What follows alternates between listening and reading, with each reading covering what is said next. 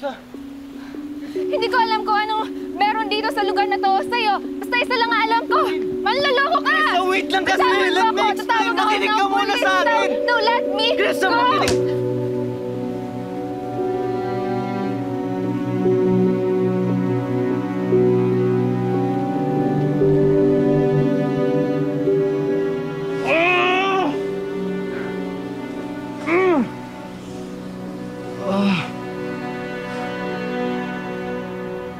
Hi, Jill.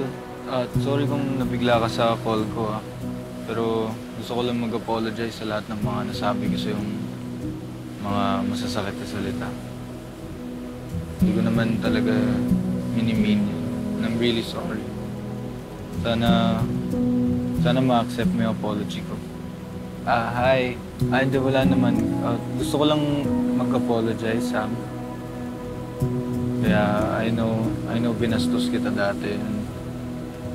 Natauhan na ako ngayon, nagsisisi na ako na ginawa ko yun. And I'm really sorry. Hello? Anna? Yes.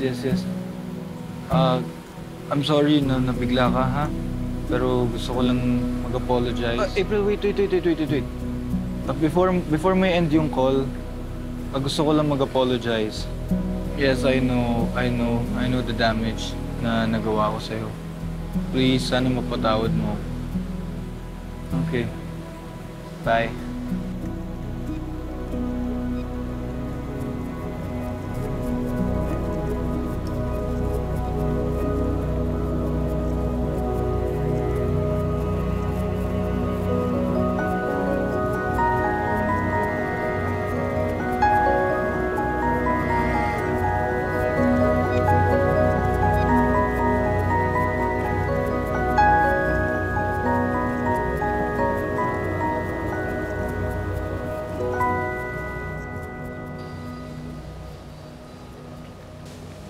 Pre, ano?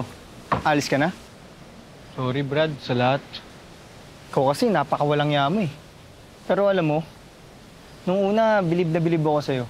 Pero nung nakita ko na yung tunay na epekto sa'yo, naawa ko sa'yo, napakamiserable ng buhay mo. Oo nga eh. Ewan ko ba?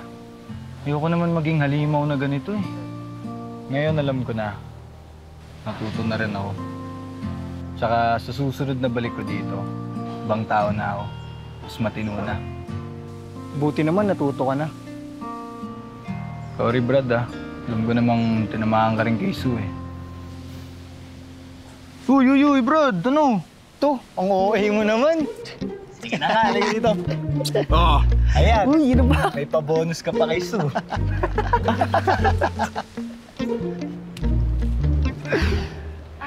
Hi, I'm Solen. Mag-i-inquire lang sana ako about the rates. I'm planning to stay for a long time. Ikaw na bahala dyan, ha? Mauna na ako. Sige, ako nang bahala. Okay. Ingat ka. Ingat din, pare. See you soon. Hello, ma'am. Hello, hi. How can I help you? May available rooms naman po kayo. Yes po. Matagal-tagal pa kasi yung stay ko dito, so I hope you can accommodate me with a good room. Don't worry. Ako pong bahala sa inyo. Thank you.